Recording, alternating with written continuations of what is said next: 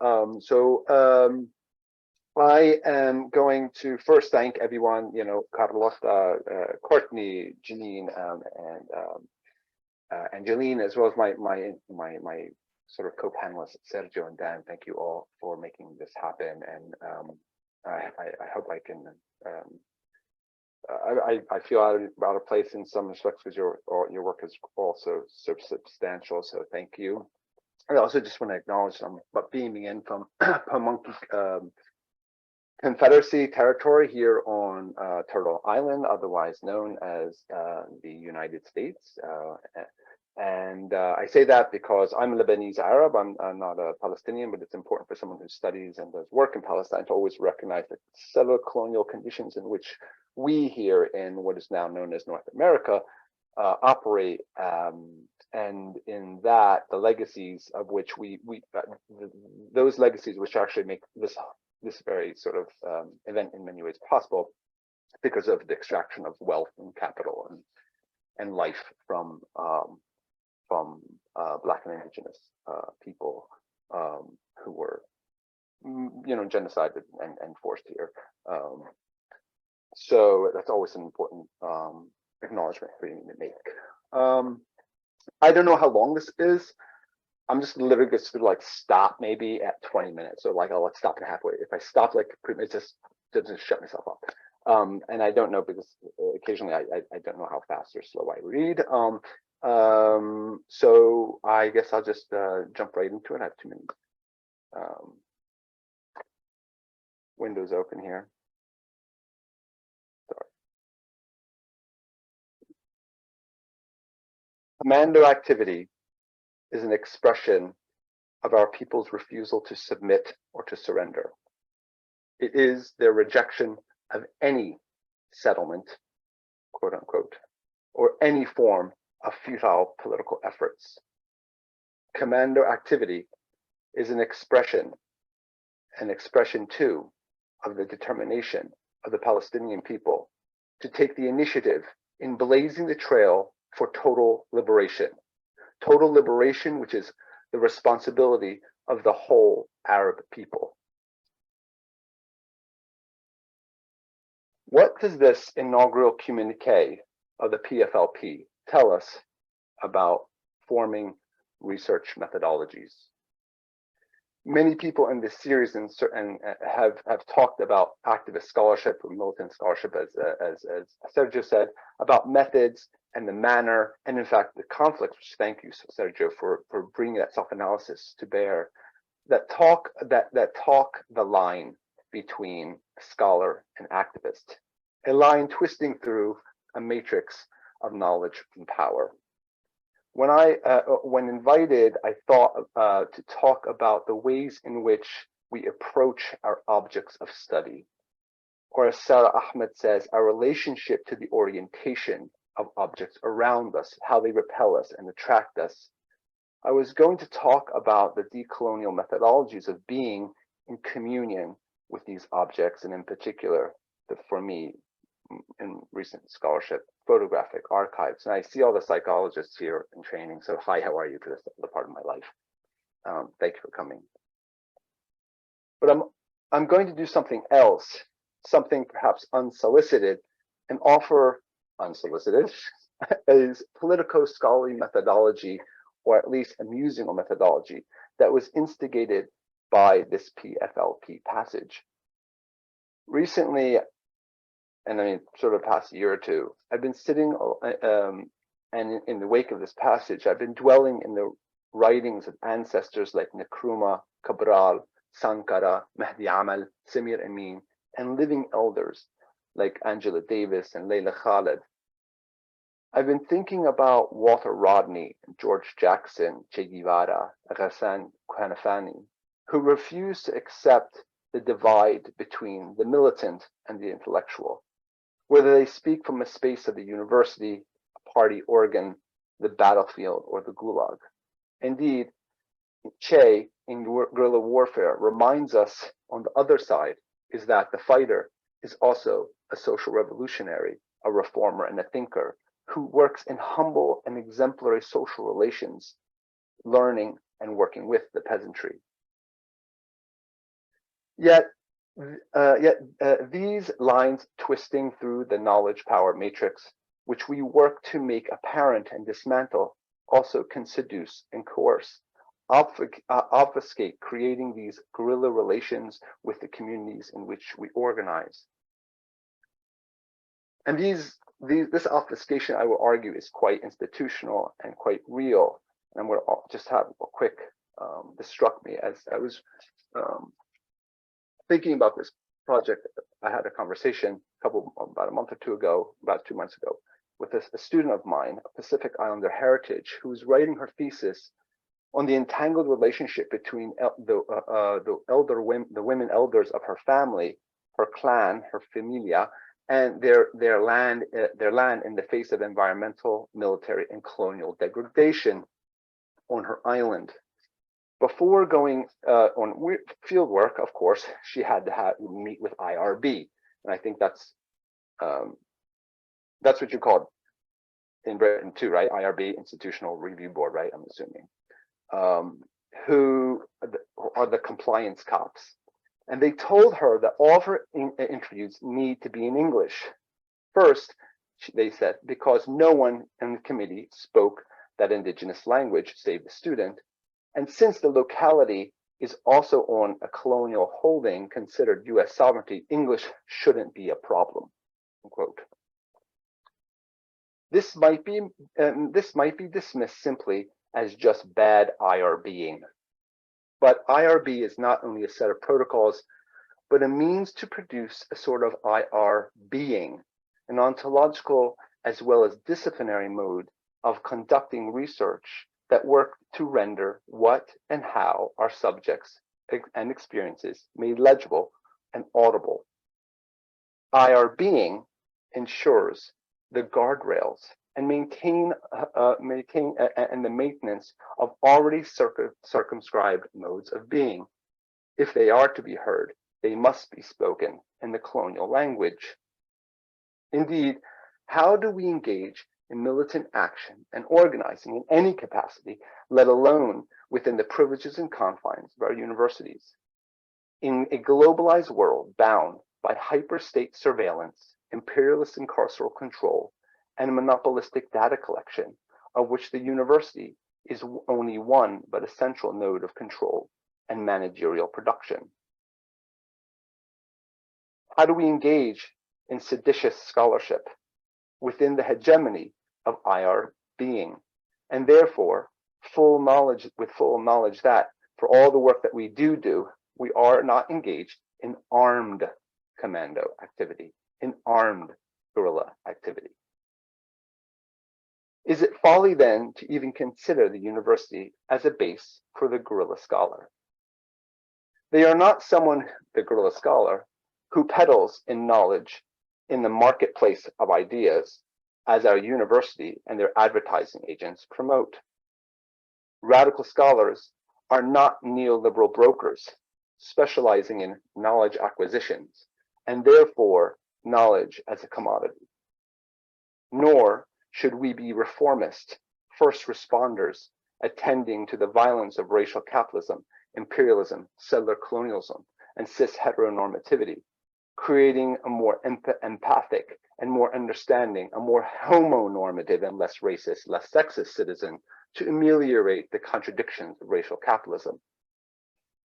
So therefore, let us consider how we must convert that energy of the commando activity into insurgent methodologies. Let's consider how we convert that, the very expression of our siblings, our ancestors living and dead, and our comrades' refusal to submit to imperialism, settler colonialism, racial capitalism, cis heteronormative patriarchy, into our research, making it meaningful despite the neoliberal university. There is, I regret to tell you, no how-to manual, nor is there any set, and I will actually argue against a sort of reified set by which we can approach creating methodologies. There are, however, multiple revolutionary, agile, counter-hegemonic, decolonial, anti-imperialist struggles that open and expand, in the words of Jack Haberston, anti-racist and anti-capitalist queer time and queer space that, quote, produce alternative temporalities by allowing their participants to believe that their futures can be imagined according to logics that lie outside of cis heteronormative capitalist modes of social reproduction and death. This very gay, very brown guerrilla scholar should be, as Sarah Ahmed says, a feminist killjoy, or as Comrade Amir Cabral says, a worker for revolutionary consciousness of the people, where theory and knowledge projects are, quote, weapons of defense. Therefore, in tinkering together our methodologies and our proposals, let us keep central our primary work is to destabilize. This starts with our position as petit bourgeois intellectuals, as reproducers of empire's managerial class.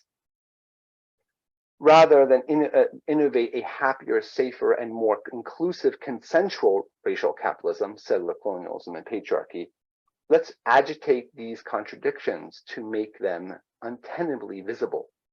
In other words, method must always agitate antagonism of the capitalist order. When we use the phrase guerrilla scholar, we do so with profound respect and gravity. It is not flippant, nor is it performative. It is, on the other hand, a tribute to guerrillas, militants, and revolutionary commandos throughout the ages in the global South and settler colonies, who have fought for liberation against the tyranny of racial capitalism and colonialism. As an Arab myself, I pay deference and honor to my own ancestors, and martyrs, but also our living elders like Layla Khaled, the imprisoned George Abdullah, and Walid Dukka in Palestine. In paying this honor, I have no pretense to the perils that armed guerrillas have faced and face, as we witness today in the valiant resistance of the Fidayeen and Munadalin in Palestine. To be a guerrilla scholar starts at honoring and learning from our ancestors, acknowledging their work, the work of our elders and our political and intellectual siblings as well, learning from their camaraderie, their generosity, their revolutionary love, from their intellect, their analysis, their failures, Sergio, and their commitment, and not getting bogged down in sectarian trifling or imperfections. As Jose Esteban Munoz urges us, what he calls disidentifications of how elders and ancestors might have held at times damaging structures of normativity, in particular misogyny and homophobia, we can also recognize the ways of relatedness in which they forged for us and honor that revolutionary content. In this relatedness, this collective relatedness that we inherit and that we forge together with our siblings today, we as researchers and scholars are positioned within particular social relations to be either obscurers, as César says, or confusion mongers, as Fanon says, or as the entry point for the, quote, breakdown of establishment conditioning, as George Jackson says.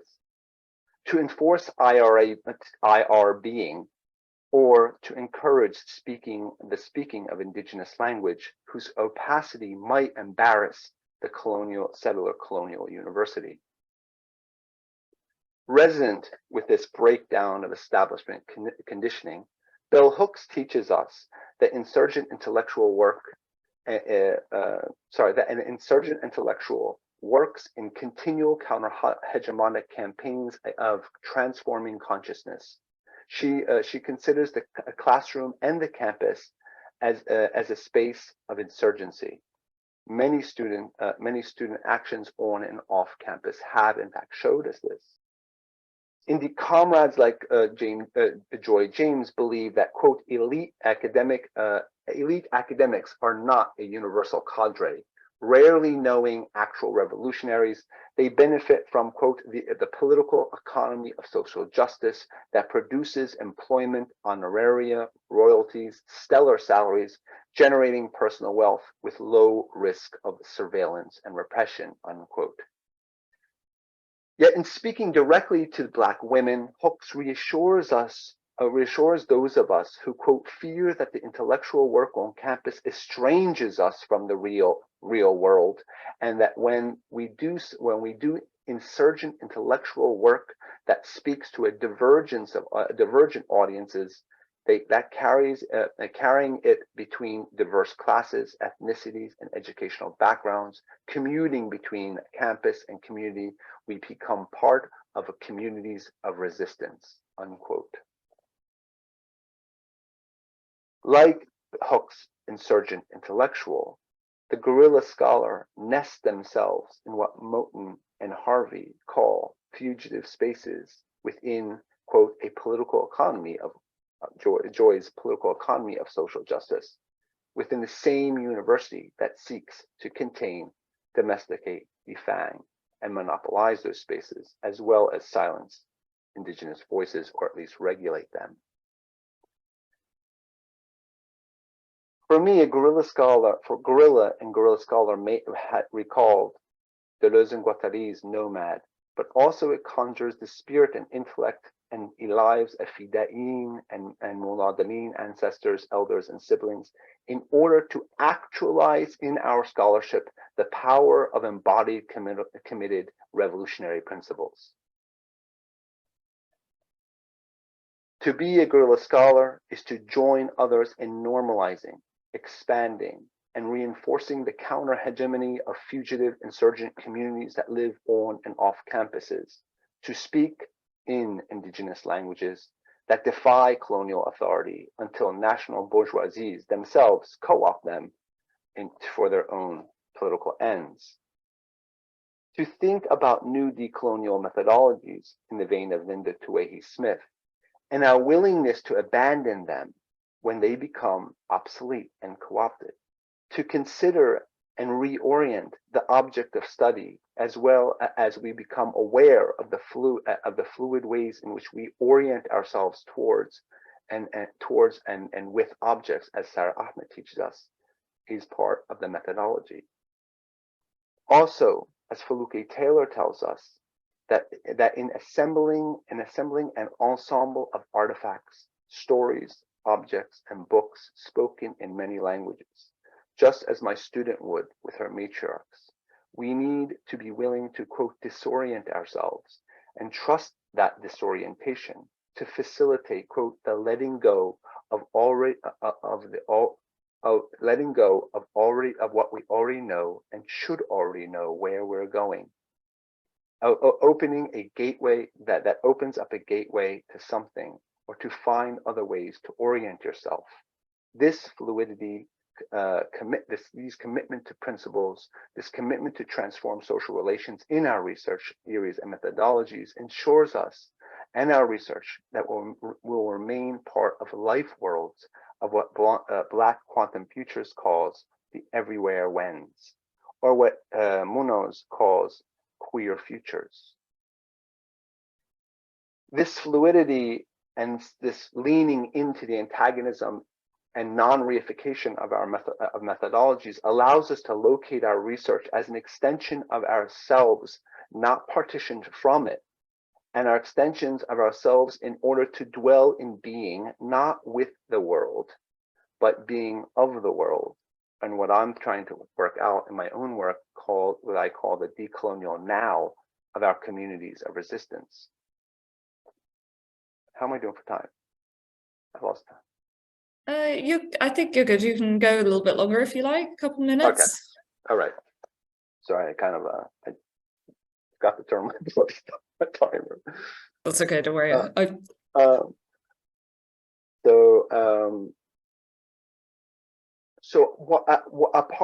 Apart from the notion of guerrilla scholars who moves between many spaces, communities, and universities, and perhaps even times, as I would have showed if I talked about photography, I'm advocating for a strategic and very queer anti-capitalist and anti-colonial movement between the academy and the academic and the political discourses, while being loyal to none of them. And I really want to stress this infidelity.